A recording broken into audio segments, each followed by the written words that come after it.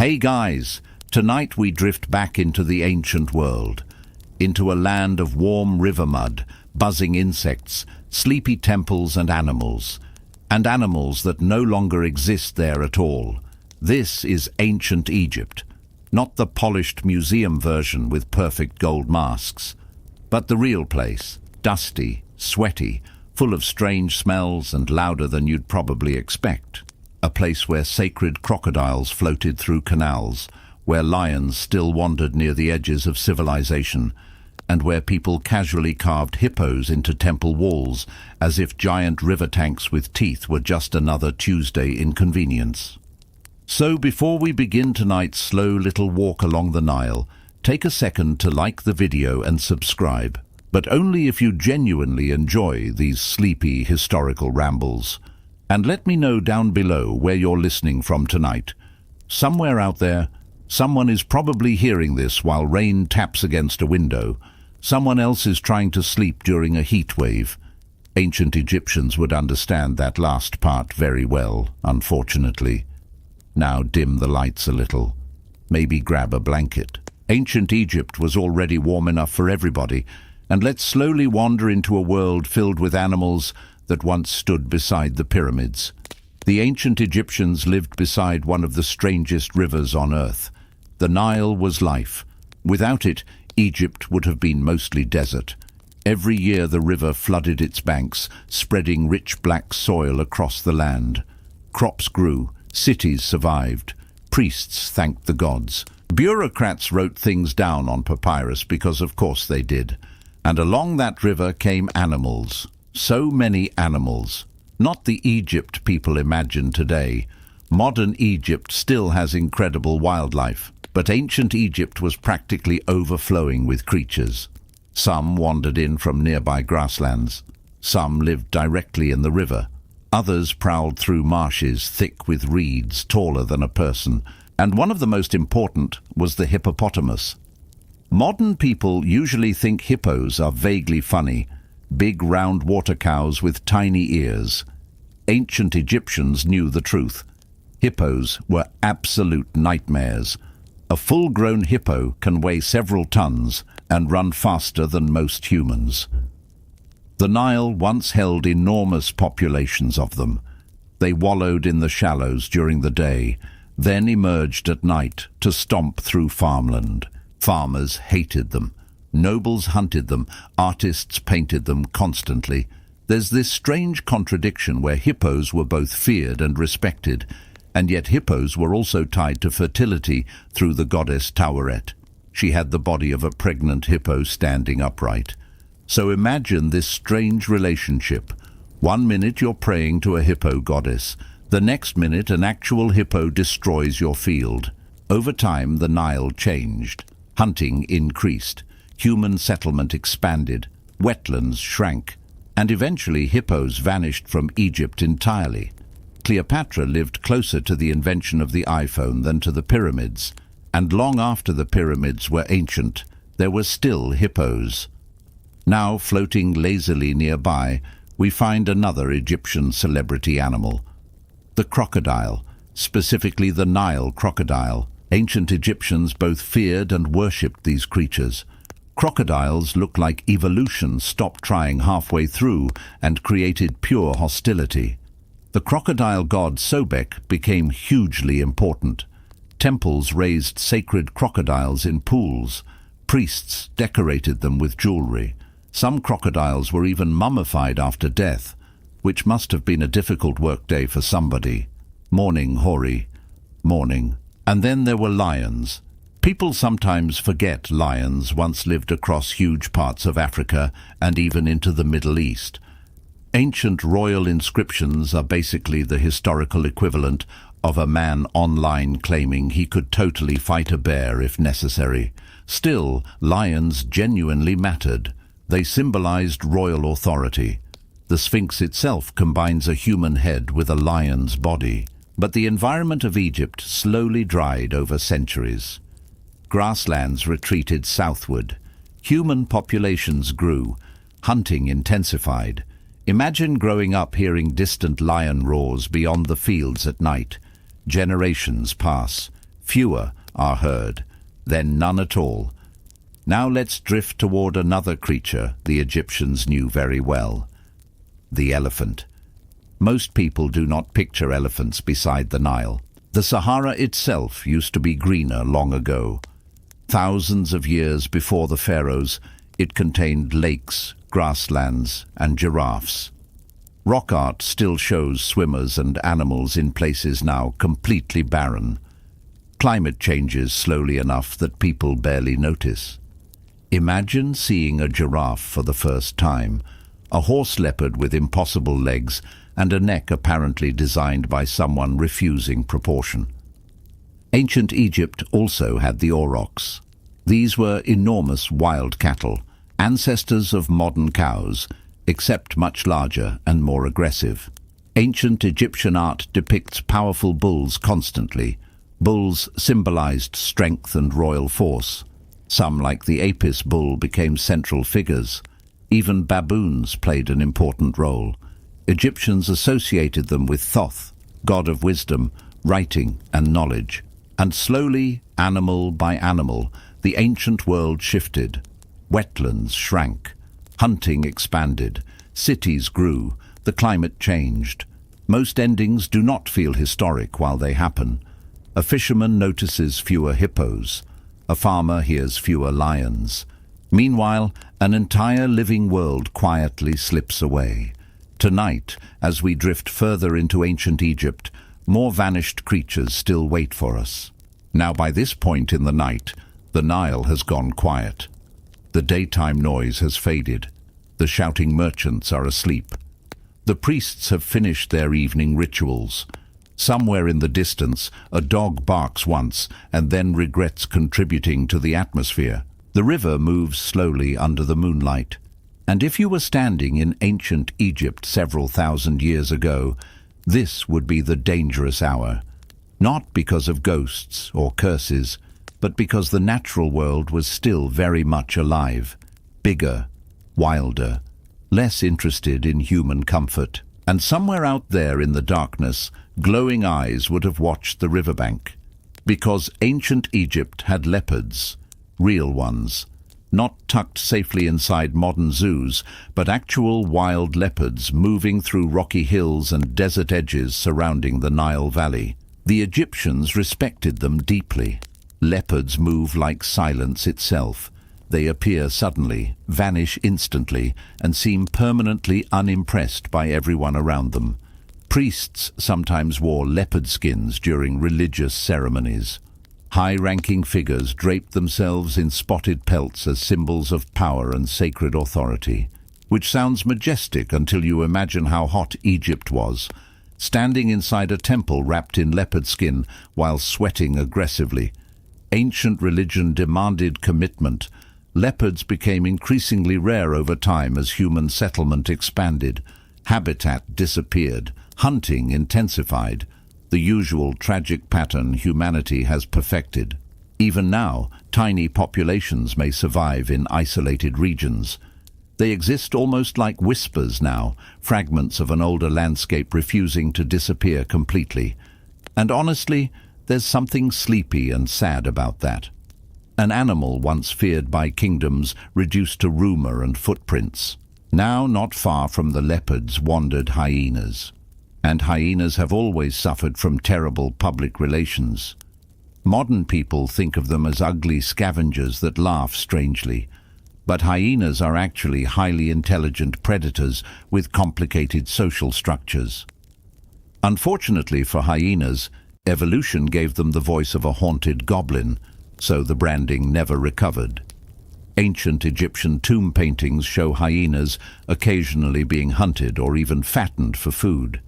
Yes, apparently someone thought, you know what this needs? More seasoning. Striped hyenas once ranged across Egypt commonly.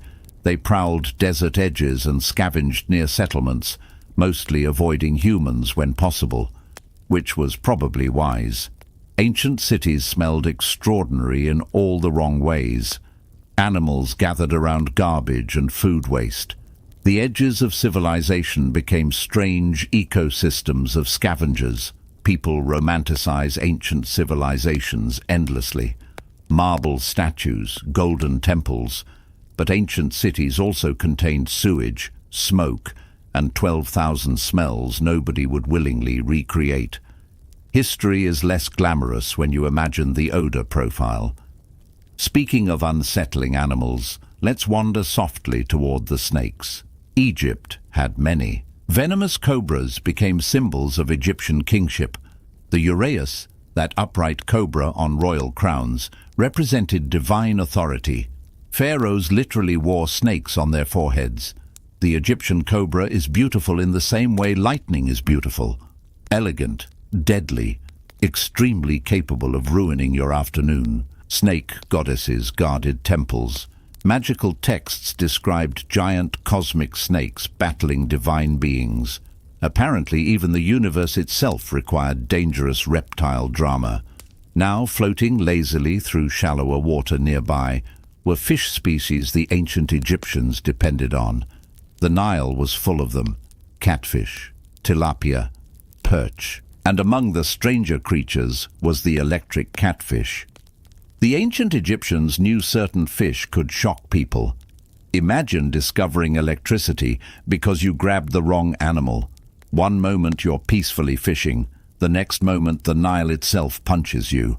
Humanity truly has always experimented first and asked questions later. Now let's drift farther south for a moment.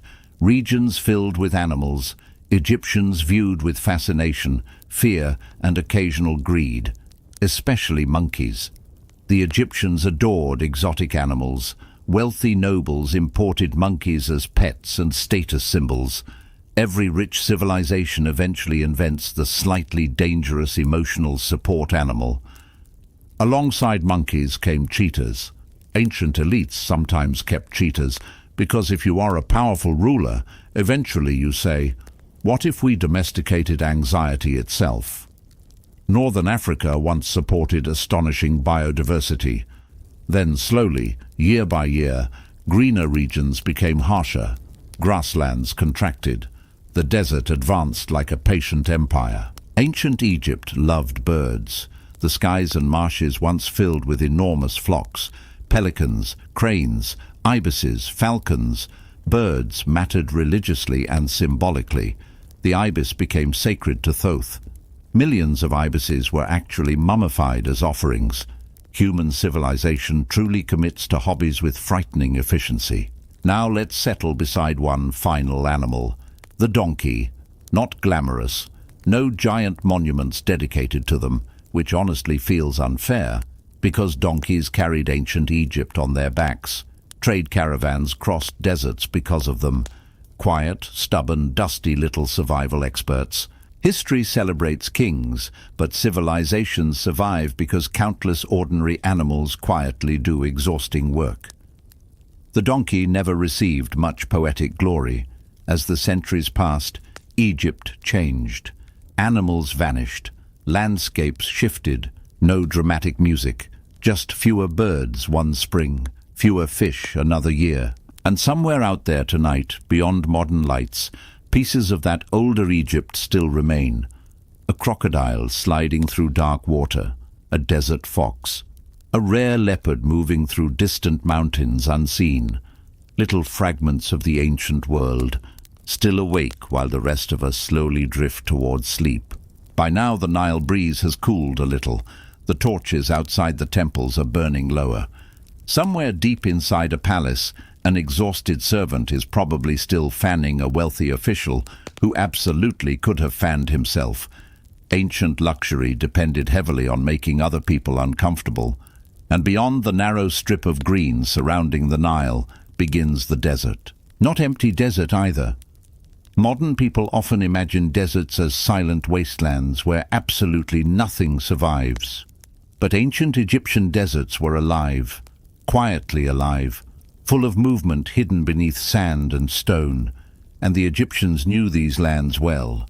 Traders crossed them, soldiers marched through them, miners dug into them searching for gold and precious stone, while probably questioning every career decision that brought them there.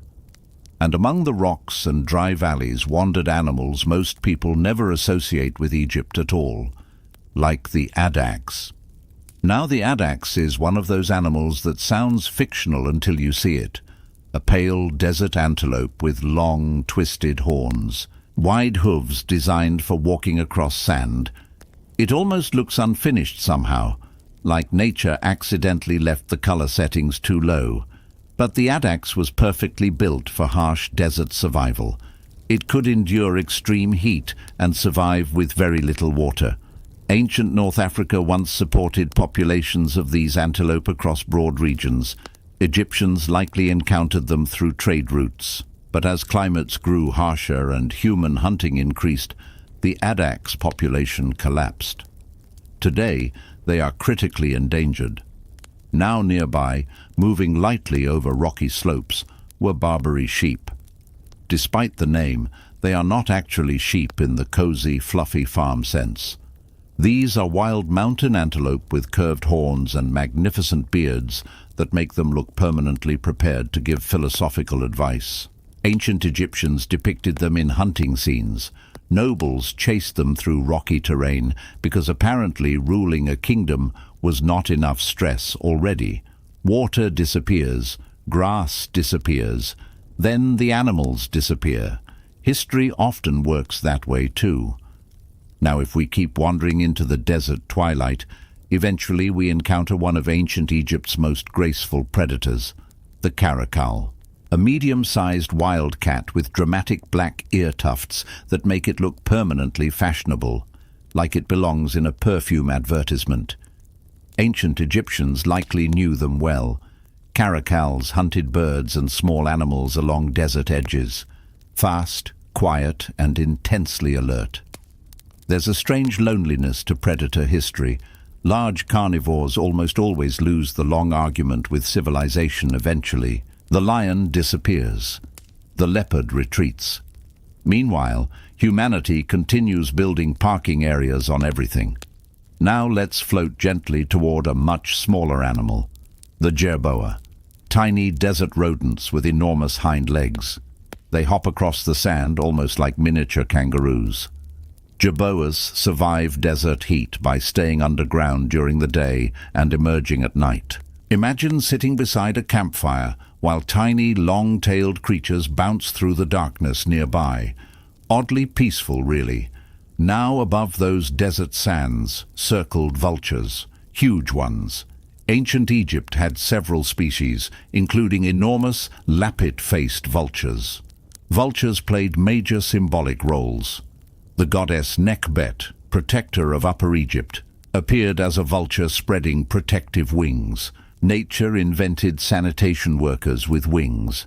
Ancient Egypt often respected scavengers more openly than many later societies did. Seriously, no civilization ever organized death quite like ancient Egypt. Other cultures buried people. Egypt invented an entire eternal bureaucracy, and animals entered that system too. Cats, ibises, crocodiles, dogs, bulls, baboons, all mummified for ritual or sacred purposes. Which brings us naturally to cats. Egyptians truly adored cats. A good mouser quickly becomes everybody's favorite co-worker.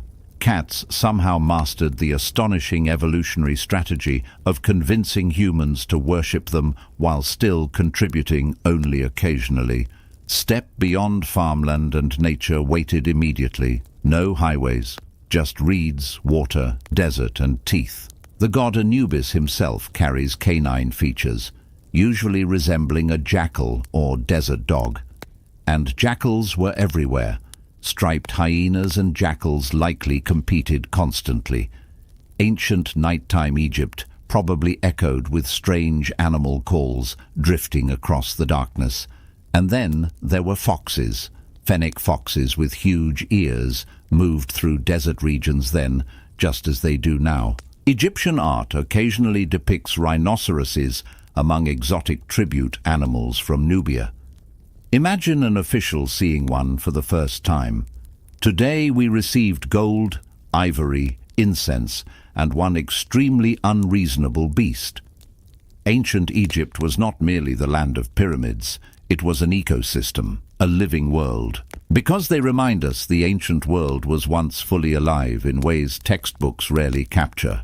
Not static monuments, but breathing landscapes.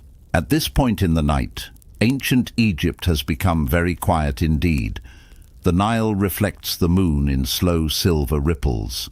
Palm trees barely move. Somewhere in a temple courtyard, a sleepy priest is probably trying not to nod off during a late-night ritual, while another priest pretends not to notice.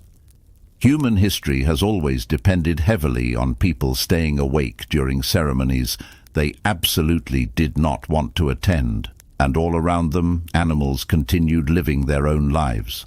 Some were sacred, some were useful, some were deeply inconvenient, and some became wrapped so tightly into Egyptian religion that separating the animal from the mythology became nearly impossible. Which brings us gently toward one of the strangest sacred animals in Egyptian history, the ibis. The sacred ibis was linked to Thoth, god of wisdom, writing, mathematics and knowledge. So naturally one of history's greatest civilizations looked at a long-beaked swamp bird and decided, ah yes, accountant energy. To be fair, ibises do look thoughtful. They walk slowly through marshes with an air of quiet judgment, poking at mud. Temples bred enormous numbers of ibises for religious offerings. Pilgrims visiting sacred sites purchased mummified birds to dedicate to the gods. Archaeologists have uncovered entire catacombs filled with millions of ibis mummies. Millions. Imagine the smell. Rows of priests carefully wrapping bird after bird while outside the Nile floods, quietly under the sun. Ancient religion was deeply spiritual, yes, but it was also astonishingly organized. There were systems for everything: sacred animal breeding, ritual schedules. Now nearby in the marshes stood another elegant bird the Egyptians admired greatly, the heron. Tall, slow-moving, calm. Herons appear in Egyptian imagery connected with creation myths. The Bennu bird may have been inspired partly by herons rising from marshes at dawn, which honestly does sound beautiful. Mist over water, sunlight beginning to spread across reeds. Now if we move gently toward Egyptian homes rather than temples, we discover a completely different animal relationship. Pets. Not just practically useful animals either. Genuine emotional attachment existed everywhere. Dogs slept indoors. Cats lounged beside furniture. Some wealthy Egyptians even kept gazelles and exotic birds. Tomb paintings often show beloved pets beneath banquet chairs. One dog may have been called Brave One, another Reliable. Meanwhile, a cat was probably named the equivalent of Tiny Menace. 3,000 years ago, someone sat beside a cat, absent-mindedly scratching its ears while complaining about work. Civilizations rise and collapse. Cats remain emotionally manipulative. Now among Egypt's stranger household animals were geese. Lots of geese. Egyptians raised them constantly for food, feathers and eggs, because geese wake up angry. No spiritual symbolism required, just pure feathery hostility moving across the Nile floodplain. Yet Egyptians admired birds deeply overall. Their art captures astonishing detail in wings, feathers and posture. They paid attention to nature carefully. Floating quietly in sacred pools near temples were fish considered holy in certain regions. One town revered crocodiles, another worshipped cats. Imagine moving between cities and accidentally insulting the wrong sacred animal. You worship fish? Yes. Right, of course, my mistake. Now somewhere farther along the Nile Delta, hidden among papyrus marshes, lurked another creature: wild boars. Ancient North Africa was not always endless desert. There were once broader habitats supporting antelope, predators and rich bird life. Rock art across the Sahara still preserves scenes of animals now completely absent. Giraffes, cattle, elephants. Now let's drift toward one final sacred creature before sleep pulls harder. The falcon. No bird symbolized Egyptian kingship more powerfully. Falcons represented Horus, sky god, and protector of pharaohs.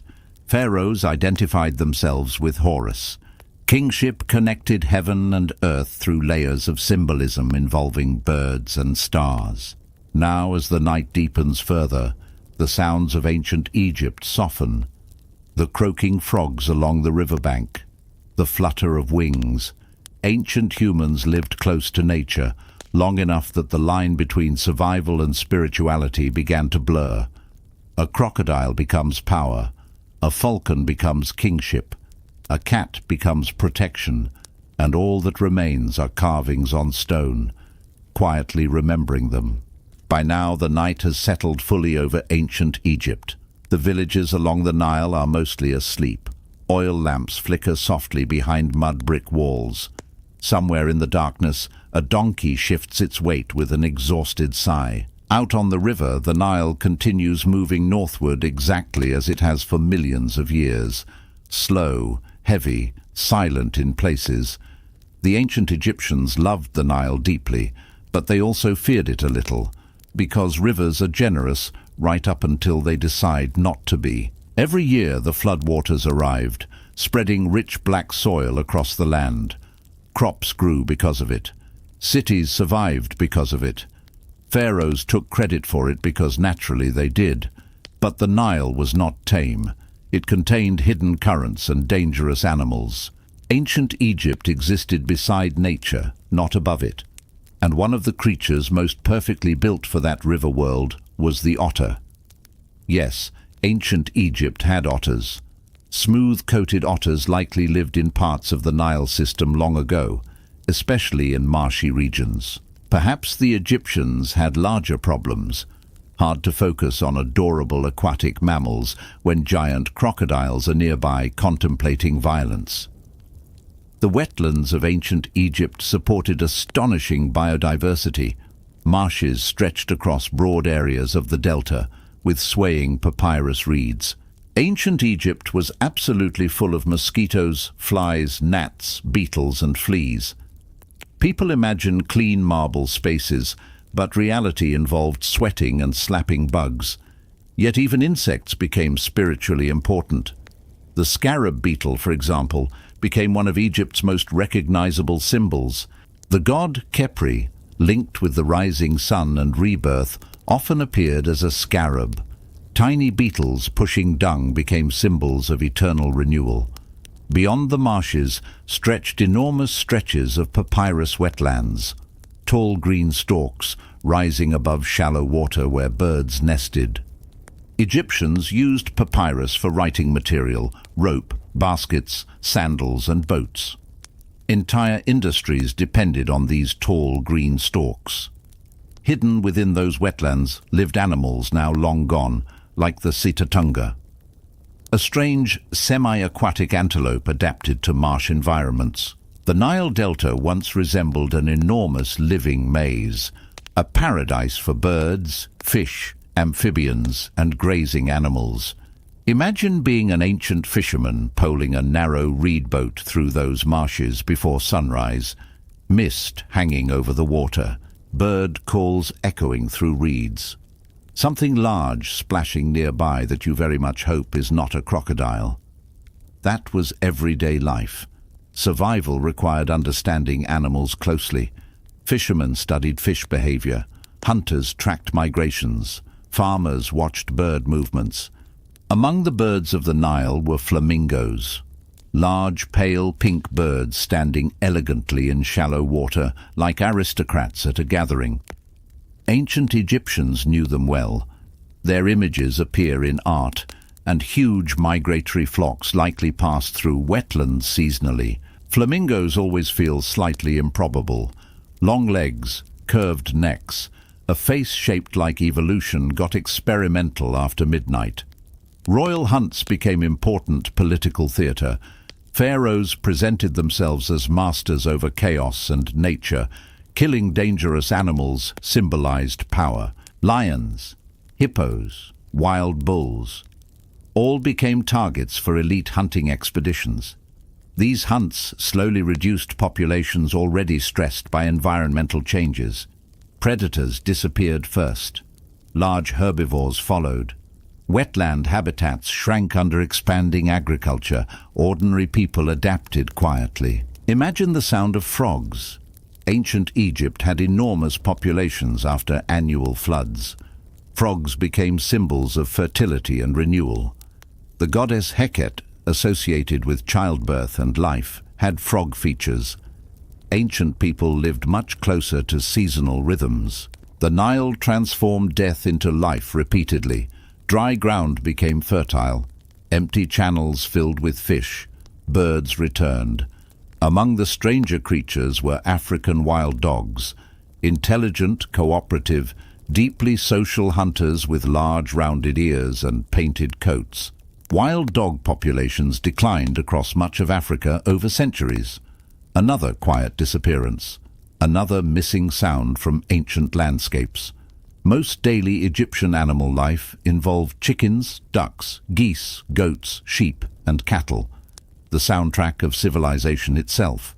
Human society rests on animal labor far more than people like to admit. Even cats controlled rodents protecting grain stores. Everything connected together. River, floods, animals, people, crops, gods.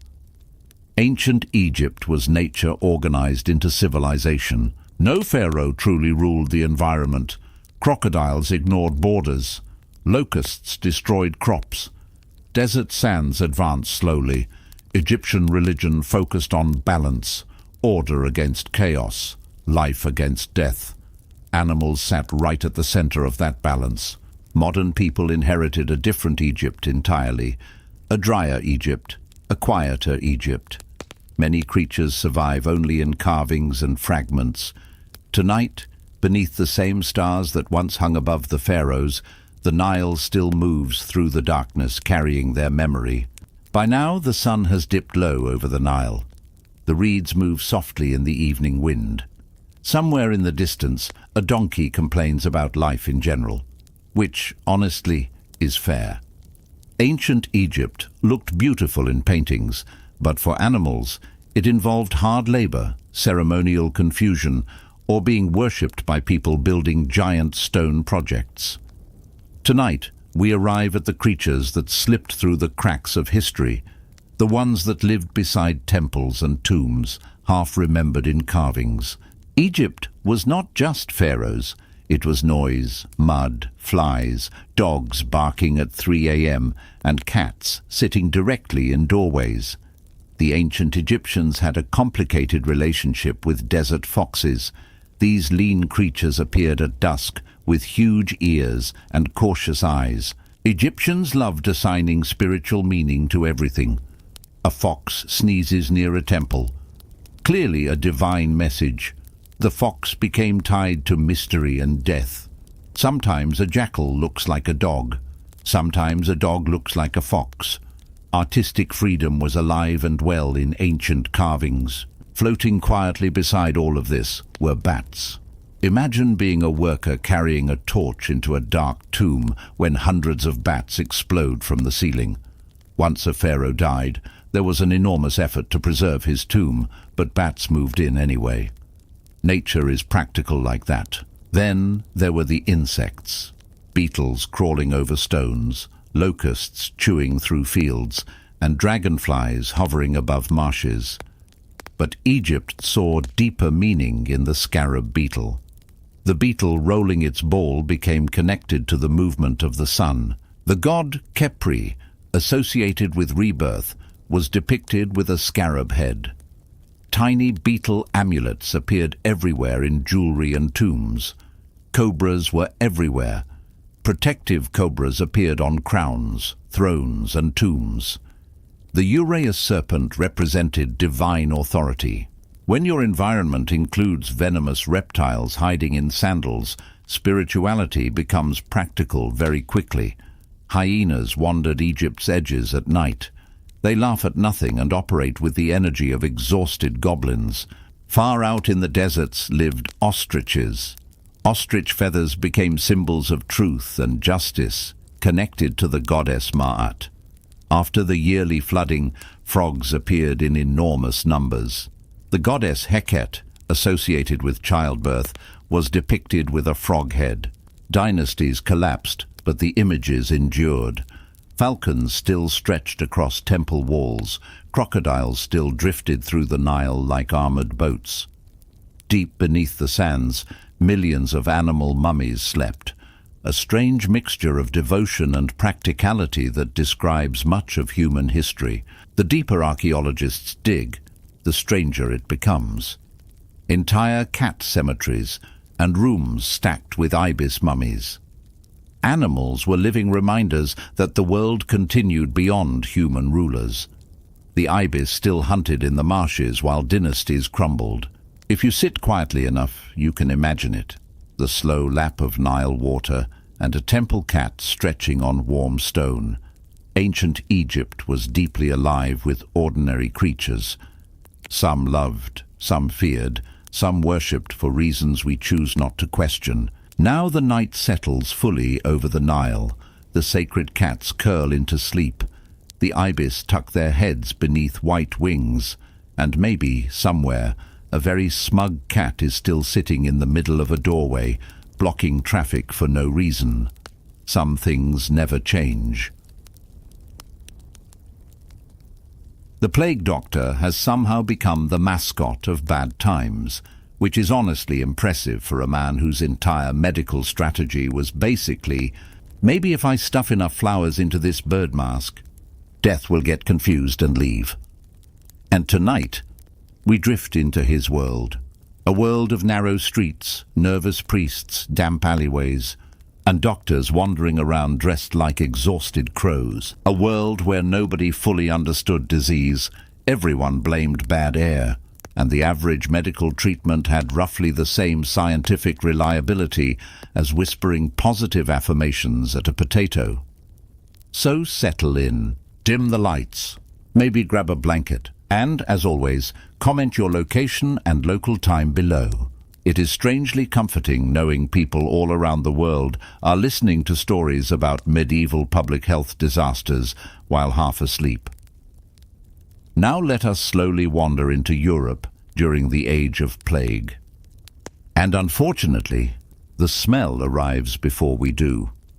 Cities in medieval and early modern Europe were not exactly fragrant. Open sewage ran through the streets. Animals wandered around freely. Butchers dumped waste where they pleased. Tanners worked with urine. Fish markets baked gently in the sun. And somewhere nearby, somebody was always emptying a chamber pot directly out a window while yelling something that translated roughly to, "Good luck, everybody."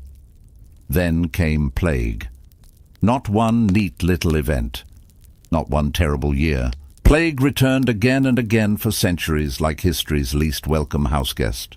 Sometimes it vanished for a while, then suddenly another outbreak would appear, and everyone collectively realized life was about to become extremely inconvenient. The most famous outbreak, of course, was the Black Death in the 14th century. That spectacular catastrophe killed somewhere between 1/3 and 1/2 of Europe's population, depending on the region, which meant entire towns simply stopped functioning. Farms emptied, markets died, families vanished. And in the middle of all this stood the doctors, or at least, the people attempting to be doctors. Because the truth is, medicine at the time was a strange mixture of classical learning, superstition, guesswork, herbal remedies, religion, and absolute confidence. Doctors loved confidence. Confidence was essential, even when they had absolutely no idea what they were doing. Especially then, a physician might examine a patient's urine for clues. He might consult astrology. He might discuss the balance of bodily humors. He might recommend bloodletting because naturally the weak, feverish patient probably needed less blood. Very logical, no notes. The plague doctor emerged later, mostly during outbreaks in the 16th and 17th centuries, especially in places like Italy and France. Contrary to popular myth, not every doctor during the Black Death wore the famous beaked outfit. That image came later, but eventually the costume became iconic, and honestly, it is difficult to overstate how unsettling it must have looked. Imagine you are already terrified. Half your neighbors are sick. Church bells keep ringing. The streets are quiet except for carts carrying bodies away. Then through the fog appears a tall figure dressed entirely in black waxed robes with gloves, boots, a cane, and a giant bird mask. You would not think, "Ah, wonderful, healthcare has arrived." You would think death itself had finally started doing home visits. The famous beak was not just fashion, sadly. Though medieval medicine did occasionally wander dangerously close to theatrical costume design, doctors believed plague spread through miasma. Bad air, poisonous smells, corrupted atmosphere. Since plague outbreaks often happened in filthy environments, this theory did not seem entirely ridiculous. Wrong, yes, but understandable. So, the beak mask was filled with pleasant-smelling substances: lavender, mint, camphor, roses, spices, dried flowers. Essentially, the doctor turned himself into a walking potpourri container. The idea was that sweet smells purified the dangerous air before it reached the lungs, which meant plague prevention partly relied on smelling nice enough to survive. Modern viewers sometimes laugh at the mask, but honestly, people were trying their best with the information available. They had no concept of bacteria or fleas carrying disease.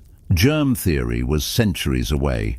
To them, foul smells and sickness clearly traveled together. And to be fair, they often did, just not for the reasons they thought. The long coat was coated in wax or oil to repel contamination. Gloves protected the hands. The cane allowed doctors to examine patients without touching them directly, also useful for gently nudging frightened people away, or occasionally poking corpses. Not glamorous work. Many plague doctors were hired directly by cities during outbreaks. Some were experienced physicians, others were barely qualified at all. During major epidemics, authorities became less picky. If a man owned a hat and could survive standing upright for several minutes, congratulations, medical career unlocked. Some plague doctors were astonishingly young, others were deeply incompetent. A few were criminals offered reduced sentences in exchange for service, which really adds another layer of comfort to the whole situation. Good news. The city hired a plague doctor. Oh, wonderful. Where did he study? Prison. Still, these men performed difficult and dangerous work. They visited infected homes, recorded deaths, witnessed wills, conducted autopsies, offered treatments. Sometimes they simply provided reassurance while entire communities panicked around them, and panic spread quickly, because plague symptoms were horrifying. Victims developed fevers, weakness, chills, and painful swollen lymph nodes called buboes. These swellings often appeared in the groin, armpits, or neck. Some patients recovered, many did not. And nobody knew why one person survived while another died. One family member might live. Another might collapse within days. That uncertainty terrified people more than anything. Humans can adapt to many hardships if they understand the rules. But plague had no obvious rules. It arrived invisibly. It moved unpredictably. It ignored wealth sometimes and targeted it other times. It swept through monasteries, palaces, villages, ports. Kings died, peasants died, priests died, bakers died, and doctors kept walking through the streets in those eerie masks, looking like depressed ravens employed by the government. There is also a persistent myth that plague doctors cured people regularly. Not really. Most treatments were ineffective. Some were actively harmful. Bloodletting remained popular because medicine simply could not stop itself from removing blood from already dying people. Physicians prescribed herbs, vinegar, smoke treatments, and bizarre concoctions involving crushed minerals or animal ingredients. At one point, people recommended rubbing onions, butter, or chopped snakes onto plague boils. Medical science was going through a rough phase. One particularly unfortunate treatment involved placing live chickens near swollen buboes, the logic somehow being that the illness would transfer into the bird. The chickens, understandably, were not consulted. Some doctors believed emotional states mattered. Fear itself supposedly weakened the body. Patients were encouraged to remain calm and cheerful while society collapsed around them. A bit difficult, perhaps, but points for optimism. And yet, despite all this confusion, plague doctors sometimes accidentally helped. Isolation worked occasionally. Quarantines reduced transmission. Protective clothing offered some limited defense. Avoiding direct contact with infected people genuinely helped, even if they misunderstood why. Venice became especially famous for quarantine systems. Ships arriving from infected areas had to wait before docking. The word quarantine itself comes from the Italian 40 giorni, meaning 40 days sitting. Offshore, wondering if everyone on board was about to die. Relaxing cruise atmosphere. Cities developed plague hospitals called lazarettos where infected patients were isolated. Again, not because they understood germs, but because separating sick people from healthy people seemed sensible and sometimes practical. Wisdom arrives before scientific explanation. The lives of plague. Doctors themselves were often lonely and grim, many isolated from society. Some feared infection constantly. Others accepted death almost casually because, honestly, what else could you do after spending 12 hours walking through plague houses every day? There are records of doctors writing detailed notes about outbreaks while surrounded by overwhelming mortality. Calm observations beside total chaos. One doctor might describe symptoms clinically, while outside carts rattled past carrying bodies to mass graves. Human beings are strange like that. We adapt even to horror, and plague doctors developed reputations somewhere between healer and omen. People needed them desperately, but also feared them deeply. Seeing the beaked mask approach your home usually meant someone nearby was already very sick. It was not exactly the sort of visitor that inspired joy. Children probably had nightmares about them.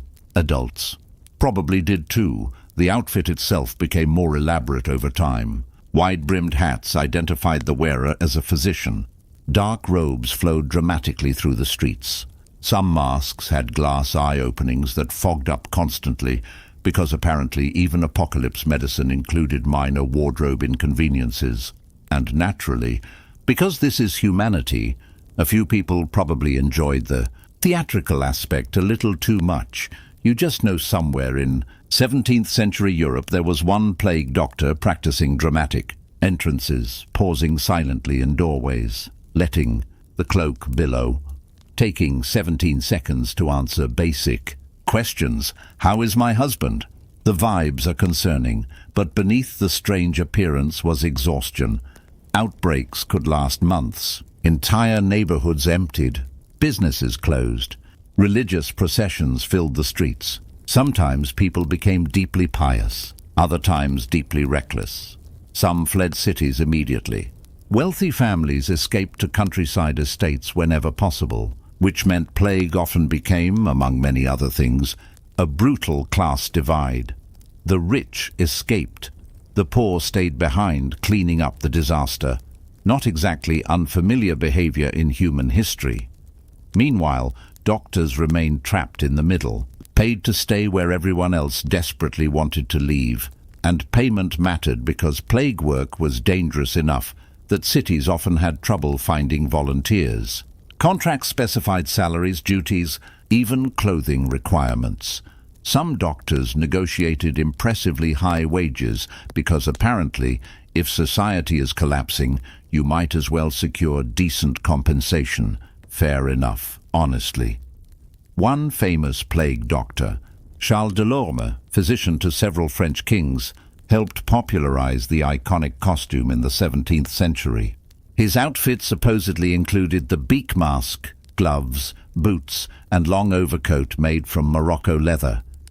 Very stylish apocalypse bird, Delorme believed the outfit protected against infection. In reality, it may actually have offered some limited protection simply by covering exposed skin and reducing flea bites completely by accident, which is one of history's recurring themes: humanity stumbling blindly into partial success while misunderstanding almost everything, and plague itself never truly disappeared from Europe for centuries.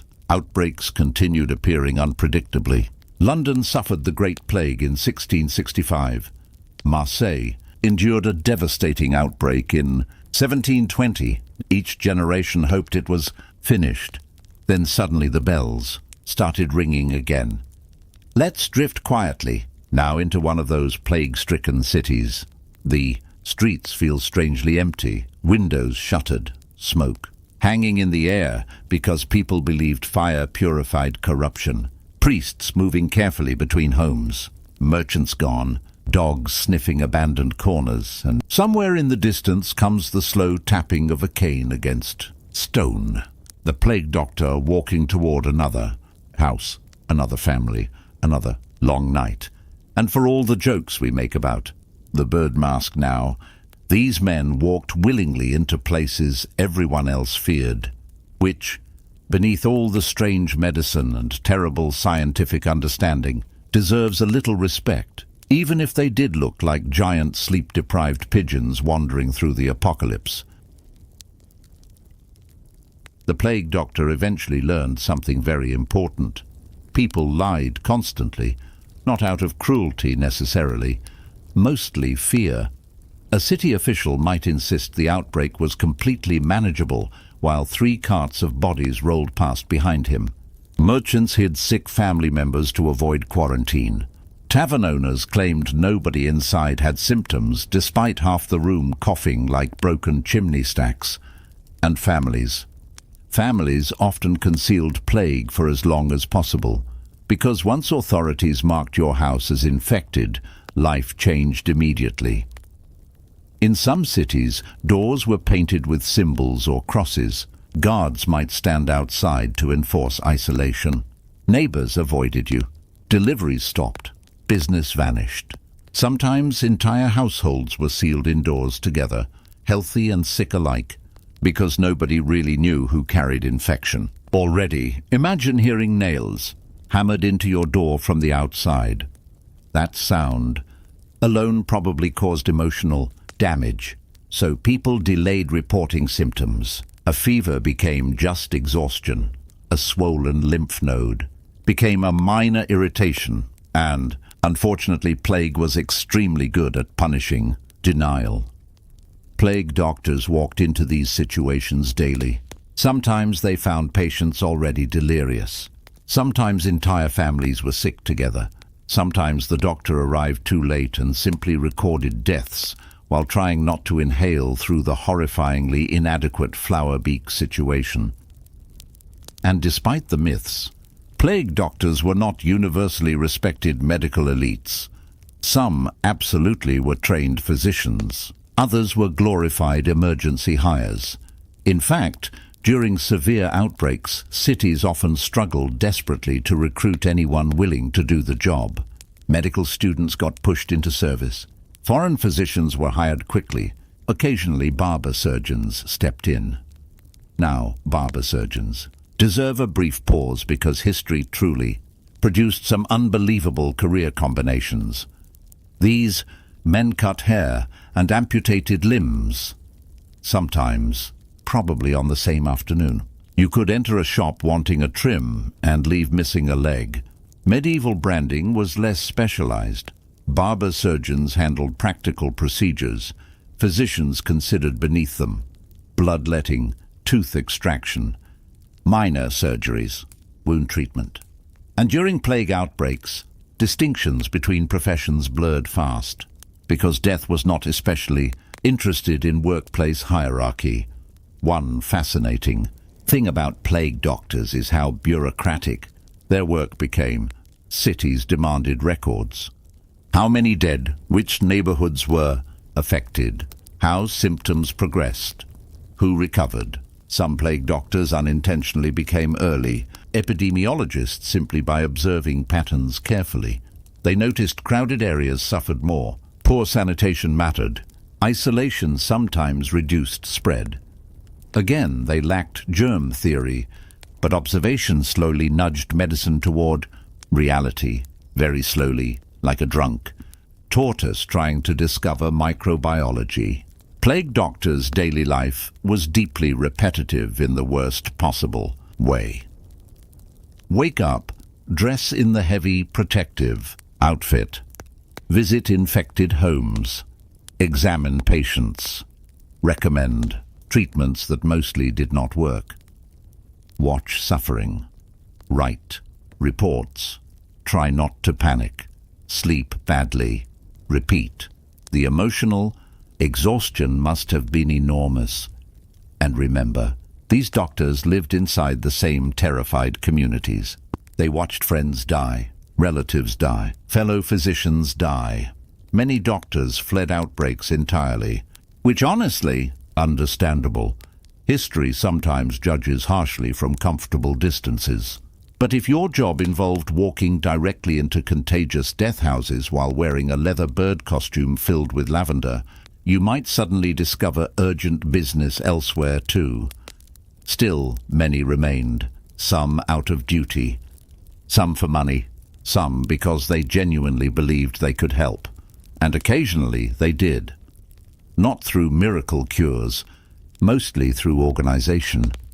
Human beings survive disasters partly by imposing structure on chaos. The plague doctor became part physician, part administrator, part witness. There are accounts of doctors settling disputes, witnessing wills, comforting dying patients, even carrying messages between separated family members. Because when plague arrived, ordinary systems broke down quickly. Priests became overwhelmed. Gravediggers became overwhelmed. Officials became overwhelmed. Everybody became overwhelmed. At times, plague spread so rapidly that proper funerals disappeared altogether. Mass graves appeared outside city walls. Bells rang constantly. Cemeteries overflowed. And yet daily life staggered onward in strange ways. Bread still needed baking. Water still needed carrying. Somebody still had to clean the streets.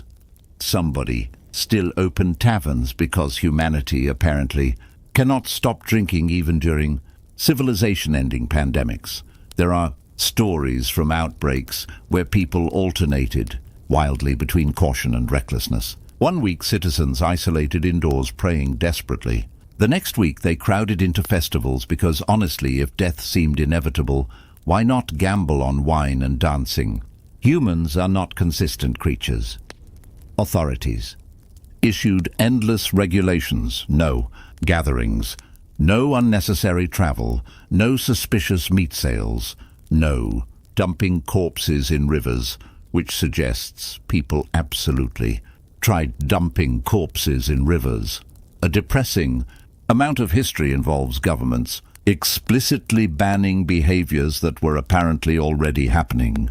Enthusiastically, plague doctors themselves became symbols loaded with contradiction. To the wealthy, they were hired professionals. To the poor, sometimes terrifying outsiders. To children, almost supernatural figures. Imagine being 6 years old in plague-era Venice. You hear adults whispering anxiously every night. Then one morning, a giant black birdman knocks on the neighbor's door while carrying a cane. That memory is following you forever. The famous cane served several purposes. Doctors used it to maintain distance, examine patients indirectly, and occasionally defend themselves. Because frightened populations do not always react calmly during epidemics. Sometimes, doctors were blamed for outbreaks. Sometimes, foreigners were blamed. Sometimes, minorities were blamed. Humanity, unfortunately, loves finding convenient targets during crises. Jewish communities in particular suffered horrific persecution during medieval plague outbreaks. False accusations spread claiming wells had been poisoned deliberately. Entire communities were massacred despite absolutely no evidence. Fear does ugly things to societies, and plague magnified every existing tension already present: class, resentment, religious paranoia, political instability, medical distrust. Everything intensified. Meanwhile, actual rats continued wandering around largely unbothered by human drama. The cruel irony, of course, is that plague was primarily spread through fleas carried by rodents, tiny insects quietly directing one of history's deadliest catastrophes, while humans blamed smells, planets, minorities, or bad luck. Reality can be deeply insulting sometimes. One especially strange myth claimed plague doctors wore the beak mask at all times. In truth, many physicians during outbreaks dressed normally. The iconic outfit was real but not universal. Art and modern media eventually exaggerated it into the standard image of plague medicine. Because the mask is visually unforgettable, it hits some ancient primal discomfort perfectly. Human but not human. Familiar yet alien. A giant medical crow staring silently through glass eyes. Honestly, modern horror films owe these doctors royalty payments. But the real lives beneath the costume were often sadder than spooky. Many plague doctors were isolated socially. People feared contamination. Even after outbreaks faded, survivors carried emotional scars. Some doctors struggled financially despite dangerous work. Others died young. A few became famous through detailed writings. The physician Giovanni Filippo Ingrassia studied plague outbreaks in Sicily carefully during the 16th century. He promoted quarantine measures and sanitation improvements. Another doctor, Nostradamus, yes, that Nostradamus actually worked during plague outbreaks before becoming famous for prophecy, which feels like a natural career progression somehow. Good news, everyone. I have stopped treating plague and started predicting cryptic future disasters instead. Nostradamus reportedly favored cleaner practices than many contemporaries. He encouraged fresh air, hygiene, and removal of corpses. Compared to bloodletting and snake paste, this was practically revolutionary. Still did astrology, though. Baby steps. One misconception about plague doctors is that medieval people were simply stupid. They were not. They operated within limited scientific frameworks inherited from ancient authorities like Galen and Hippocrates. Without microscopes or germ theory, many conclusions seemed logical enough. If sickness followed foul environments, bad air seemed plausible. If certain areas suffered repeatedly, maybe atmosphere mattered. Observation without modern tools can only go so far. And honestly, future generations will probably look back at some of our current medical practices with equal disbelief. History humbles everyone eventually. The plague doctor's wardrobe itself became oddly standardized over time. Thick gloves, leather boots, long coat, wide hat, bird mask, almost militaristic, a uniform against chaos, and perhaps that appearance mattered psychologically too. Patients seeing a fully covered physician might feel reassured that someone at least appeared prepared, even if preparation mainly involved smelling aggressively like rosemary. One can imagine exhausted doctors removing the masks at night, faces sweaty and bruised from hours inside stiff leather, sitting alone by candlelight, writing reports while distant church bells echoed through empty streets. Outside, plague carts rattled past. Inside, another physician tried to understand something invisible and unstoppable. There is a melancholy rhythm to these stories, because plague outbreaks created strange emotional landscapes. Life slowed, fear lingered. Everywhere, people became suspicious of neighbors. Physical touch itself turned frightening. Lovers separated, Families avoided each other. Parents feared their own children's coughs.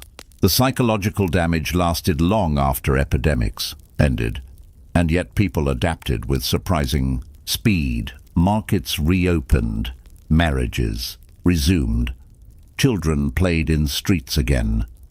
Human beings possess an almost alarming ability to normalize catastrophe eventually, even plague. Some survivors interpreted outbreaks religiously, punishment for sin, divine warning, calls for repentance. Others grew cynical instead. How could a just world allow random suffering on such scale? Plague sharpened philosophical questions nobody could answer. Meanwhile, doctors kept writing notes about buboes, practicality surviving beside existential collapse, and occasionally the absurd appeared. 2. There are records of bizarre preventative measures people carried around during outbreaks: protective charms, lucky stones, vinegar-soaked sponges, tobacco smoke blown directly into rooms, pomanders filled with perfume. The wealthy carried ornate scent containers because apparently even impending doom required fashionable accessories. Ah yes, civilization may be collapsing, but my anti-plague jewelry remains exquisite. Doctors themselves sometimes prescribed surprisingly sensible advice buried among nonsense. Avoid crowds. Keep clean, ventilate homes. Burn contaminated bedding. Not terrible ideas, actually. Then immediately afterward, they might recommend applying pigeon carcasses to swollen glands. Medicine was evolving unevenly, very unevenly. And through all this, the plague doctor became something larger than an actual profession, a symbol, the embodiment of epidemic fear. Even today the image survives because it captures a strange emotional truth about pandemics: isolation, uncertainty, masked figures moving through anxious cities, modern audiences. Looking at plague doctors often feel an uncomfortable familiarity. The masks, the fear of contagion, the endless rumors, the debates about public safety. History echoes strangely sometimes, but tonight we stay here in the older world. The candle-lit rooms, the herbal smells, the distant bells, and the tired physician stepping carefully through another infected doorway, wondering, perhaps privately, whether any of this truly helped at all. Still, he entered anyway, which, in its own quiet and exhausted way, might have been a kind of courage. Eventually, plague became something Europeans almost expected, not welcomed, obviously. Nobody ever looked out a window and happily announced, "Wonderful news! The mysterious swelling disease has returned." But expected. That may be the strangest part of all. Generations grew up knowing plague could return at any time. Cities developed emergency plans. Officials created quarantine boards. Ports inspected ships nervously. Doctors kept protective outfits ready like miserable seasonal decorations. And somewhere in storage sat the beak mask waiting patiently for another outbreak. Human beings can normalize almost anything, if given enough time. Even mass death. By the 17th century, plague outbreaks still terrified people, but there was also a weary familiarity surrounding them. The panic remained, yet beneath it sat exhaustion. Oh no, this again. The Great Plague of London in 1665 became one of the last major outbreaks in England. By then, the city was crowded, filthy, and ideal for disease spread. Narrow lanes trapped foul air. Rats thrived everywhere. Summer heat intensified the smell until London itself must have felt vaguely alive in the worst possible way. Samuel Pepys, the famous diarist, recorded the atmosphere in haunting detail. Streets emptied, businesses closed. Fear spread faster than facts. Red crosses marked infected homes with the words, "Lord have mercy upon us," painted nearby, which is not exactly subtle branding. The plague doctors continued working through this nightmare.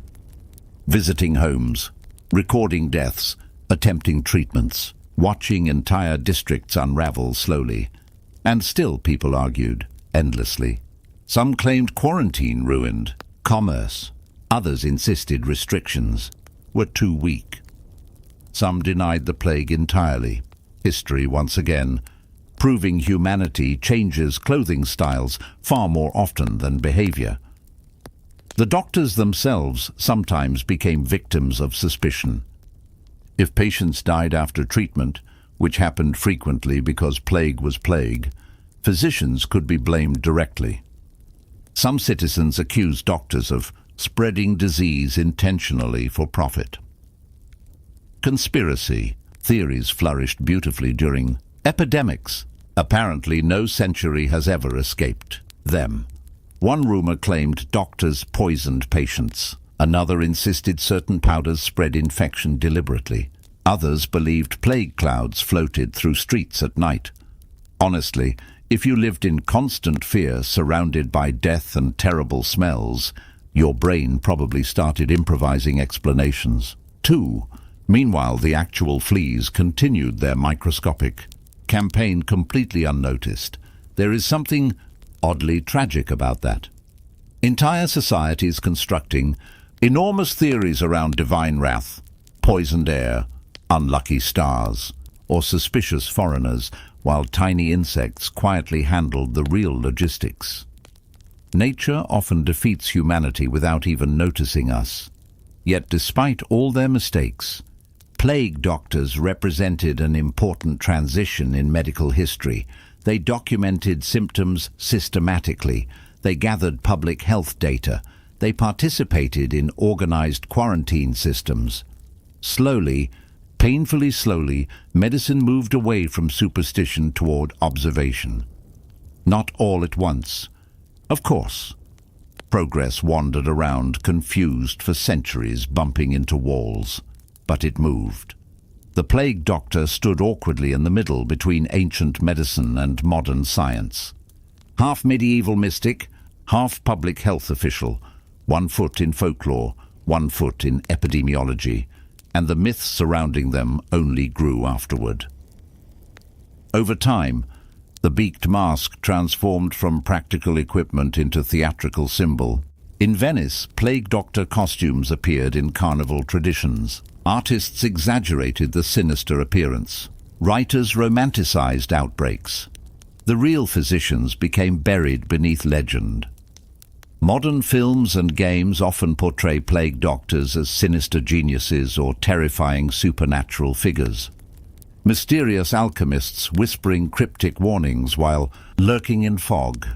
In reality, many were exhausted municipal employees with questionable medical training and severe stress. Far less glamorous. Probably sleep. Deprived. Almost certainly overwhelmed. And underneath the mask sat an ordinary human, face, sweating, tired, nervous. Perhaps frightened every single day. There is a temptation to laugh at historical medicine too harshly. Certainly some treatments were absurd. Applying frogs to plague swellings is difficult to defend scientifically. But future generations may someday examine our own era with equal confusion. Wait, they might ask. People argued online for 14 hours instead of listening to medical experts? Yes, they did. The deeper truth of plague history is not that old societies were foolish. It is that human beings struggle emotionally when facing invisible danger. We want certainty, simple explanations, clear villains. Plague denied all of that. And plague doctors became visible symbols standing against something nobody fully understood, which is perhaps why the image endured so strongly. A masked figure confronting uncertainty itself. There is also another myth worth gently burying tonight before we drift away from this topic. The idea that plague doctors were universally terrifying monsters. Some certainly looked frightening, but many communities probably viewed them with relief too. The doctor meant someone had arrived. someone willing to enter infected homes when others would not.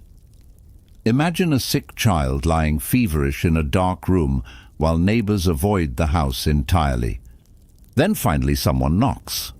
A strange knock, perhaps, followed by a giant birdman entering cautiously, smelling like crushed herbs and vinegar, oddly comforting in its own bizarre way. At least somebody came, and sometimes that mattered more than cures. The emotional role of physicians during epidemics cannot be measured easily. Human presence itself becomes valuable during isolation. Even today, especially today. The plague doctor also reminds us how deeply physical old medicine was. Doctors touched illness directly. They entered contaminated spaces personally. They saw suffering up close. No laboratory distance, no sterile hospital corridors, just narrow rooms, candles, fever, coughing, fear, medicine. Smelled terrible back then. That detail rarely appears enough in modern imagination. Everything smelled: smoke, rot, herbs, sweat, vinegar, wax, sewage, infection. The beak mask existed partly because people desperately wanted one smell to overpower another. Pleasant fragrance against death, a strangely human impulse. And gradually, over the 18th century, plague outbreaks in Europe declined. Better sanitation helped. Quarantine systems improved. Urban changes reduced transmission. The exact reasons remain debated, but eventually the great cycles weakened. The bird mask doctors slowly disappeared from streets. The costumes went into storage. The bells rang less often. Life moved on, though plague itself never vanished completely from the world. It still exists today, treatable now with antibiotics, which feels almost unfair considering how much terror it once inspired. Humanity spent centuries terrified of a disease modern medicine can usually handle with pills and proper treatment. History can change frighteningly fast. Still, the image remained. The plague doctor survived because symbols outlive realities. Even now, centuries later, people instantly recognize the silhouette, the dark cloak, the cane, the impossible beak. It captures something ancient inside us. Fear of sickness, fear of isolation, fear of invisible dangers drifting silently through crowded places, but also persistence.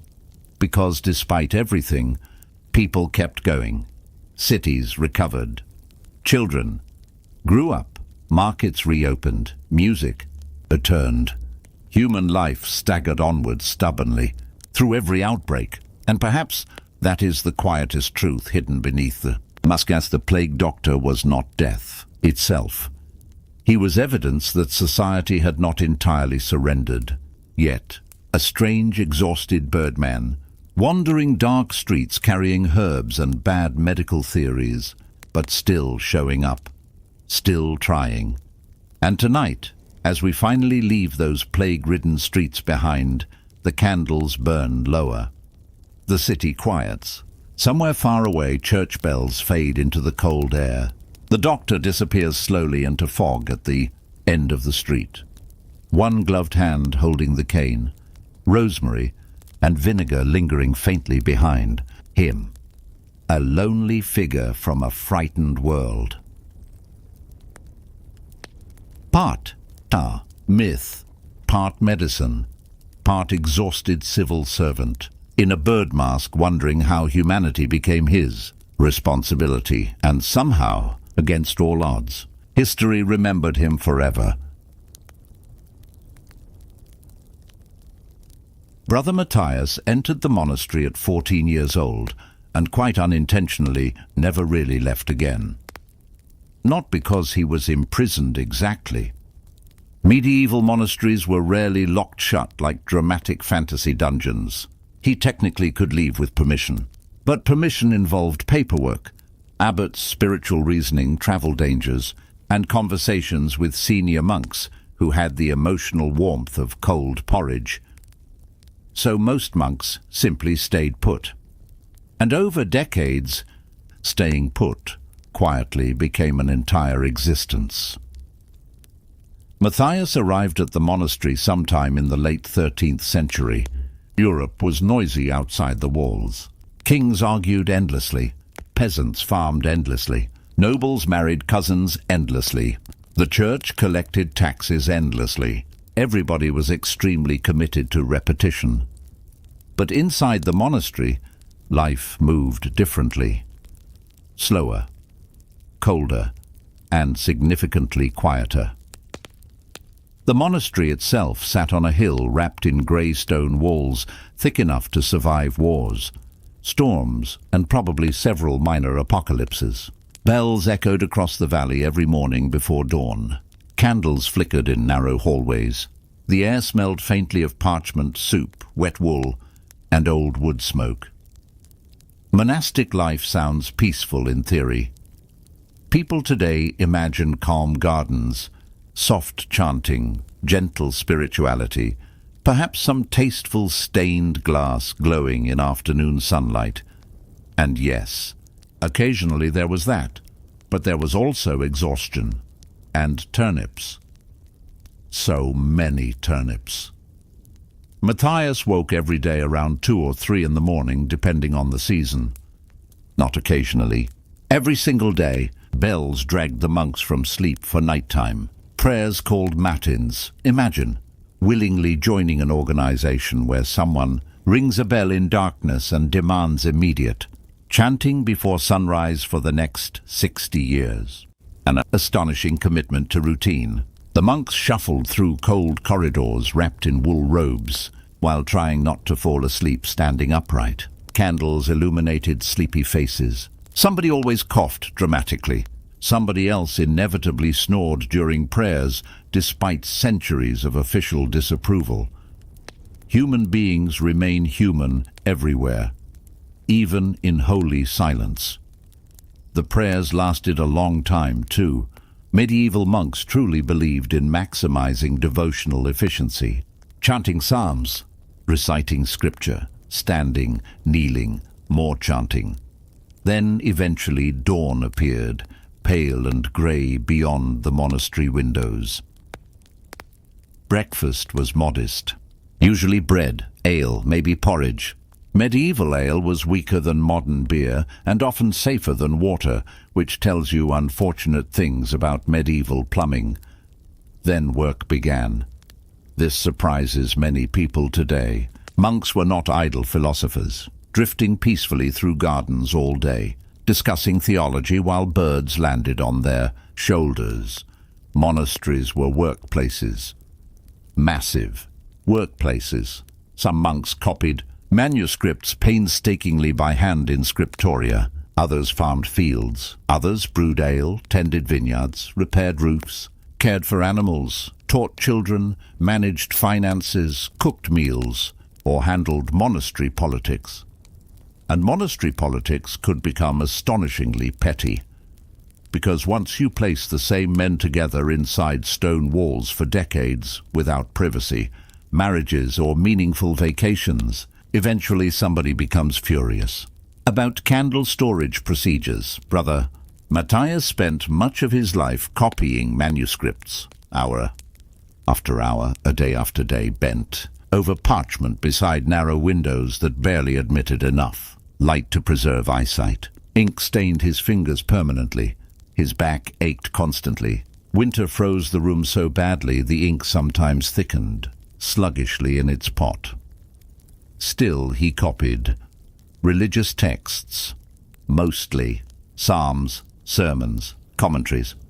Occasionally, something more exciting arrived, a Roman history, a medical manuscript, fragments of ancient philosophy.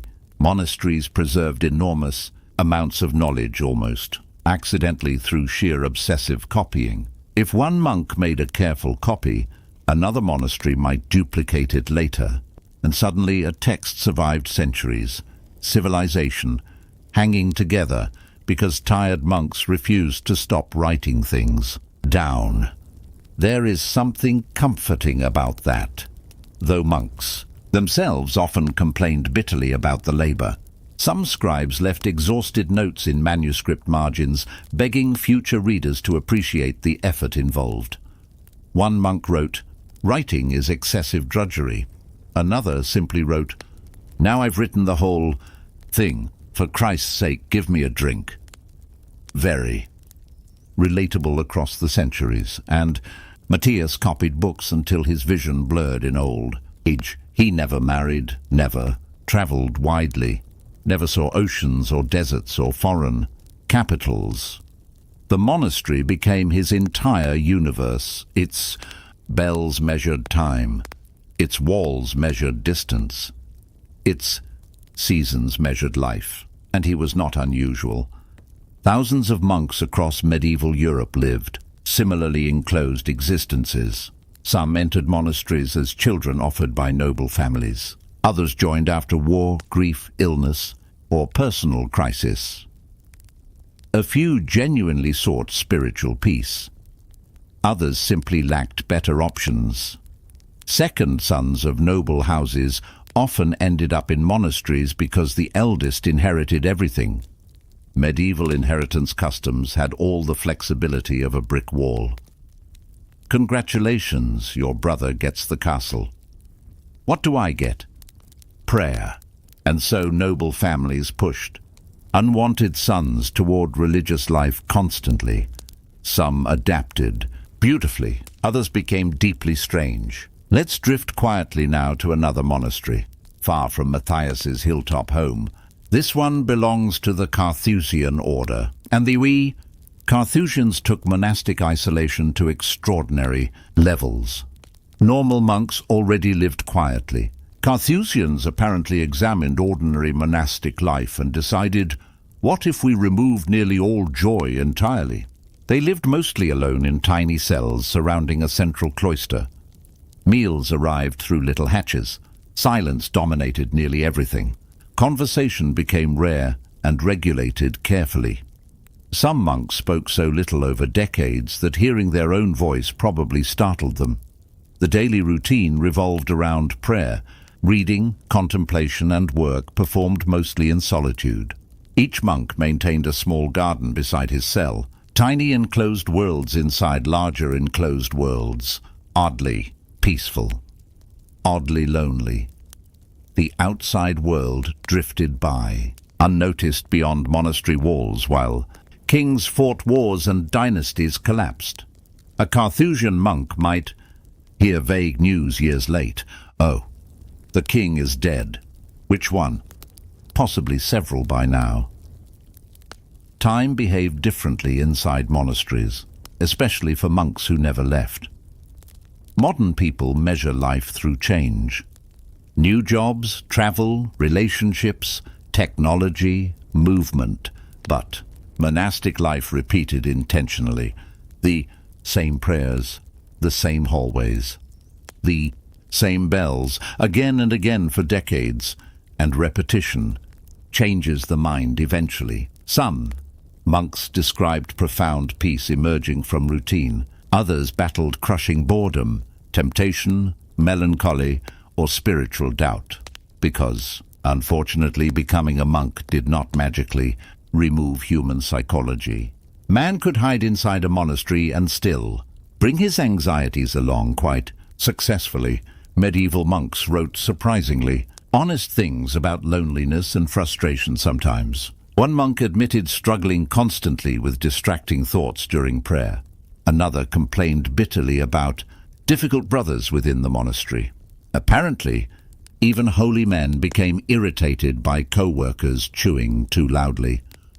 There is comfort in historical continuity, and monasteries were full of personalities: the strict abbot, the lazy monk, the brilliant scholar, the exhausted cook, the old brother who fell asleep during sermons but denied it aggressively. Communal living creates archetypes very quickly. One particularly strange monastic tradition involved anchorites and anchoresses. These were religious individuals who chose even more extreme isolation. Some were literally enclosed permanently inside tiny rooms attached to churches permanently, as in forever. A small window allowed food delivery. Another window faced the church altar for worship. Otherwise, life unfolded inside one tiny chamber until death, which is a level of introversion modern society still struggles to comprehend. One famous anchoress, Julian of Norwich, spent years enclosed this way while writing profound spiritual reflections. Her tiny room became both prison and sanctuary simultaneously. The medieval world deeply respected this kind of isolation. People visited anchorites for wisdom and advice. Holiness became associated with withdrawal from ordinary society, though honestly, some medieval villagers probably also thought that person has voluntarily lived in a stone closet for 20 years. Perhaps we should not ask too many follow-up questions. Back in Matthias's monastery, life rolled onward quietly. Years blurred. Abbots died and were replaced. Young novices arrived, nervous and awkward. Old monks disappeared into cemetery, soil beneath simple crosses, and Matthias kept copying books. He watched candlelight flicker across parchment through countless winters. Outside, famines came and went. Lords changed allegiance. Roads flooded. Armies marched somewhere far away. Inside, the bells still rang before dawn. There is something almost haunting about people who spend entire lives in one place. Modern life worships movement. Constantly. Travel more. Experience more. Reinvent yourself repeatedly until your personality resembles an exhausted marketing campaign. But medieval monks often did the opposite. They dug inward instead of outward. One monastery, one community, one routine for life. And strangely, some seemed genuinely content. Not all, certainly. Records exist of monks breaking vows, fleeing monasteries, drinking excessively, fighting, or causing scandals spectacular enough to alarm bishops. Medieval humanity never abandoned chaos completely, but many monks settled into deep rhythms of ordinary existence: prayer, work, meals, silence, sleep, repeat, forever. And perhaps that rhythm itself became meaningful. The monastery offered stability in a violent world. Outside the walls lay wars, plague, taxes, famines, bandits, dynastic disasters, and the general unpredictability of medieval existence. Inside stood order, cold order, perhaps occasionally miserable order, but still order. Brother Matthias eventually grew old there, very old by medieval standards. His hands stiffened from arthritis after decades gripping quills.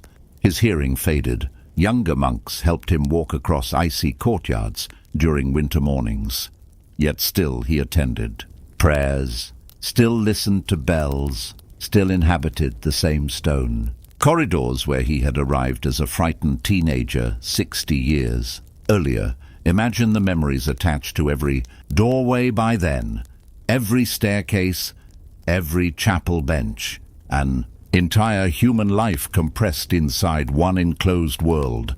And tonight, as candles burn low in the scriptorium and snow gathers softly beyond monastery walls, Brother Matthias bends slowly over one final manuscript page. Outside, kingdoms continue arguing endlessly. But inside the monastery, the silence remains patient, ancient, unmoving. A small world of stone, prayer, ink, and weary men who quietly disappeared from history without ever really leaving home. Brother Anselm had not seen a city in 43 years. Not because cities vanished, quite the opposite. Medieval cities were growing larger during his lifetime. Markets expanded, universities appeared, trade routes widened across Europe. Merchants carried spices, silk, rumors, and diseases with equal enthusiasm. But Anselm remained inside his monastery while all of it drifted by, somewhere beyond the hills. He entered as a young man with surprisingly ambitious dreams. This happened more often than people think. Not every monk arrived glowing with instant spiritual serenity. Some came seeking education, others wanted stability. Some simply wished to avoid military service, which honestly was a perfectly reasonable career decision if you enjoyed remaining alive. Anselm originally imagined himself becoming a famous theologian, perhaps advising bishops, perhaps writing elegant philosophical works copied across Christendom, perhaps dazzling audiences with profound wisdom while standing dramatically near candlelight. Instead, he spent 20 years managing monastery cheese production. History can be humbling like that.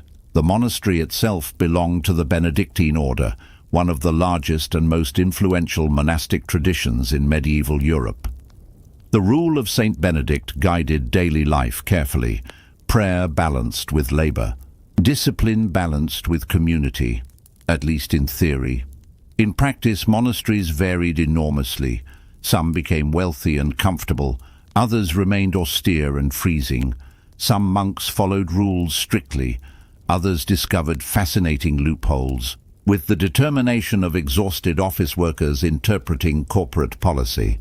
For example, many monastic rules restricted meat consumption. Naturally, monks immediately began debating whether certain animals technically counted as meat. Beavers became particularly controversial because their tails resembled fish. And medieval. Monks looked at this bizarre swamp rodent and collectively decided, excellent, aquatic loophole discovered. Humanity truly never changes. Anselm's monastery sat beside a river surrounded by farmland, worked partly by lay brothers and local peasants. Bells organized the day with relentless precision. Matins before dawn, lauds at sunrise. Prime, terce, sext, none, vespers, compline before bed. The entire day fractured into prayer segments. Time itself became sacred bureaucracy. Modern people complain about too many notifications. Medieval monks literally structured existence around bells, demanding spiritual attendance every few hours forever. And yet, after enough years, the rhythm settled into the body naturally. Anselm woke seconds before bells rang. His feet memorized corridor stones. His lips recited psalms automatically. Routine became instinct. There is something both comforting and slightly eerie about that level of repetition. The monastery owned extensive land too. Medieval monasteries were not merely spiritual centers. Many functioned as economic powerhouses. They brewed ale, produced wine, rented farmland, copied books, educated elites, and accumulated wealth steadily across generations, which occasionally caused problems. Because monks theoretically embraced humility and simplicity, theoretically. Reality sometimes involved monasteries owning enormous estates, while senior abbots dined rather comfortably. Critics noticed. 1. Wandering preacher described certain wealthy monks as fat as abbots and twice as sleepy, not entirely unfair. Anselm himself struggled with the contradiction between monastic ideals and daily reality.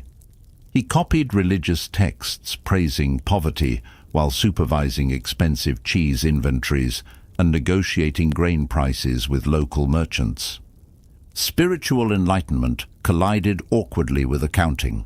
There were moments of beauty, though. Winter evenings when candles glowed softly through the cloister. Summer gardens buzzing quietly with bees. Voices echoing together during chants beneath vaulted ceilings. The medieval monastery could feel deeply peaceful in brief moments. Then somebody spilled soup during silence, and the illusion shattered immediately. Silence itself formed a huge part of monastic culture. Many orders restricted conversation heavily. Certain rooms prohibited speaking entirely. Meals often occurred in silence while one monk read scripture aloud. Imagine eating cabbage stew while listening to Latin sermons every single day for 40 years. Eventually, your relationship with cabbage becomes spiritual. Monks developed elaborate non-verbal gestures to communicate basic needs. Hand signs for bread, wine, books, candles, probably increasingly passive-aggressive gestures too. Brother Thomas has again borrowed my parchment knife without returning it. Silent resentment thriving beautifully beneath holy discipline. And monasteries absolutely contained resentment sometimes. Communal life always does. People imagine monks floating above ordinary emotions, but medieval records reveal arguments constantly. Disputes over property, disputes over leadership, disputes over sleeping arrangements, work assignments, liturgical details, and food portions. One monastery argument reportedly became so intense over fish distribution during Lent that higher church authorities intervened. Human civilization surviving another week entirely because adults screamed about seafood logistics. Wonderful species we are. Still, many monks formed deep friendships too. Quiet, lifelong companionships built slowly through routine. Shared prayers, shared labor, shared winters. Anselm spent decades beside the same brothers. He watched them age gradually, hair thinning, faces wrinkling, steps slowing across icy courtyards. Some monks arrived as boys and died as old men beneath the same stone walls. Entire lifetimes enclosed. And disease moved through monasteries often. This surprises modern people because monasteries feel isolated in imagination, but monks interacted constantly with travelers, merchants, pilgrims, and local communities. Illness spread easily in communal living spaces. When sickness arrived, routines changed subtly. Prayers for the ill increased. Infirmary beds filled. The monastery quieted further somehow. Anselm lived through several outbreaks of disease. Fever carried away novices, frighteningly fast sometimes. Older monks faded slowly during harsh winters. Medical care remained limited. Herbal remedies helped occasionally. Prayer remained constant whether effective or not. Death itself became familiar inside monasteries. Not dramatic. Not theatrical, just present. Monks attended funerals regularly. Brothers disappeared from choir stalls one by one over decades. Graves accumulated quietly in monastery cemeteries.